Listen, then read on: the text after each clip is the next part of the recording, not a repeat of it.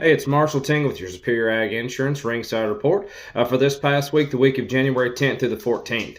Now, let me tell you right now, we have been extremely busy this past week here at Superior Ag Insurance. We've had a very busy week. We started off the week Tuesday. We had our crop meeting there at Houston Oaks in Paris and had a great turnout. Thank you to everybody that showed out there. And then we had our beef cattle meeting Tuesday as well, Tuesday evening. That was at Paris Stockyards and had an outstanding turnout there. I think everybody had a great time, great meal, great fellowship, talked about some great topics there, and really good camaraderie all the way through there. Now, we also we had the Kentucky Cattlemen's Association convention. That was on Thursday and Friday, and thank you to everybody who came by and said hello, and all the new faces and customers that we had stopped by. I had a great turnout there at the KCA. But let's get back to the Ringside Report. Now, this week, numbers were not exactly what we expected. Normally you think the 1st of January you have some pretty outstanding runs. Now, we did have solid runs, but nothing that I would say was just absolutely monumental. So keep that in mind. But now at the same time, your feeder cattle market was up drastically. Your feeder steers were going to be anywhere from $1 to $5 higher in some instances, and your heifer cattle was going to be a solid $2 to $4 higher all the way across the board.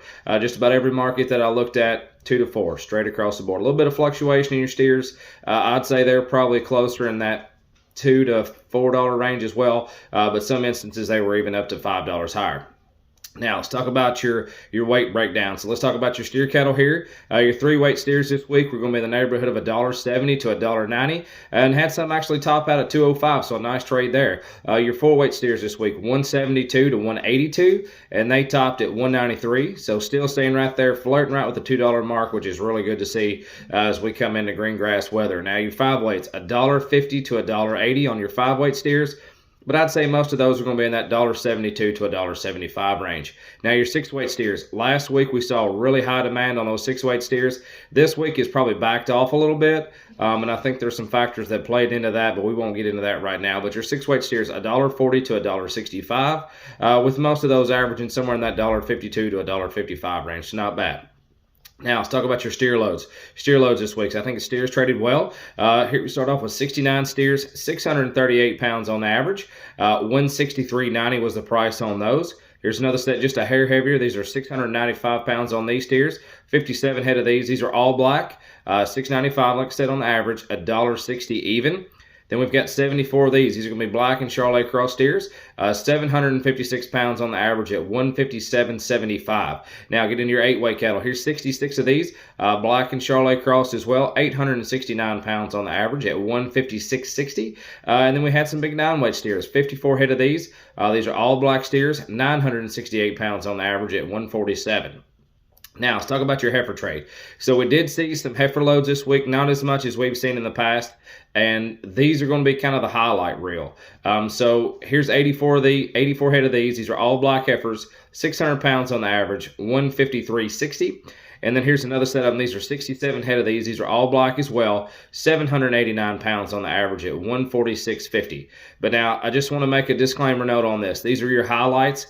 I would say the biggest majority of your 7 and 8 weight heifer cattle this week traded right there, almost steady with the 140 mark. You might have had some at 137. You might have had some just a hair over. But I'd say 140 was going to catch most of your 7 and 8 weight heifers this week. So those are your highlights there. Now, we did have 3 loads of Holsteins trade this week.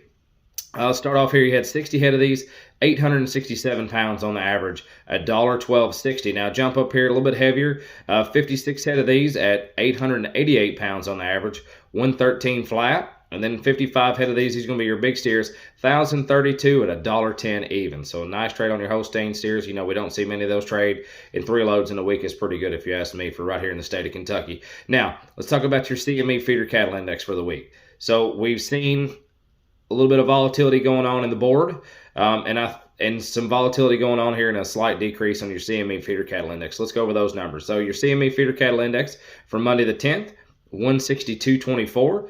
Tuesday the 11th, dropped a little bit, just not much, 162.21.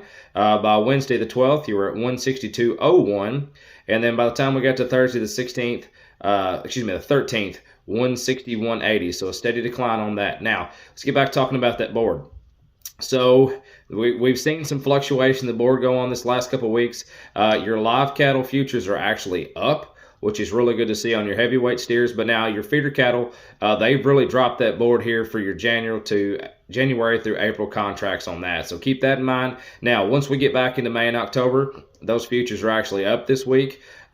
Just start the week off, but like I said, you are seeing a decrease in that board for your January through April trade. So keep that in mind. If you have any contracts fixing to come to an end, keep that in mind. Keep an eye on your CME feeder cattle indexes here, or if you want to put in an LRP policy here on your lightweight calves as we go into spring, now would be a great time. You know, you've got a whole lot invested in some $1.90 and $2 lightweight calves going out on grass, and now would be a great time to put an LRP policy on those, a livestock risk protection policy. So if you have any questions about that, reach out to Ian Thomas. It's 859-613-2453, or call any of us here at Superior Ag Insurance. We'd love to help you with all of your livestock or your crop insurance needs. But again, Ian Thomas, 859-613-2453, or check us out on the web at www.superioragins.com, or follow us here on Facebook or YouTube, and keep up with us on social media. We'll talk to you next week.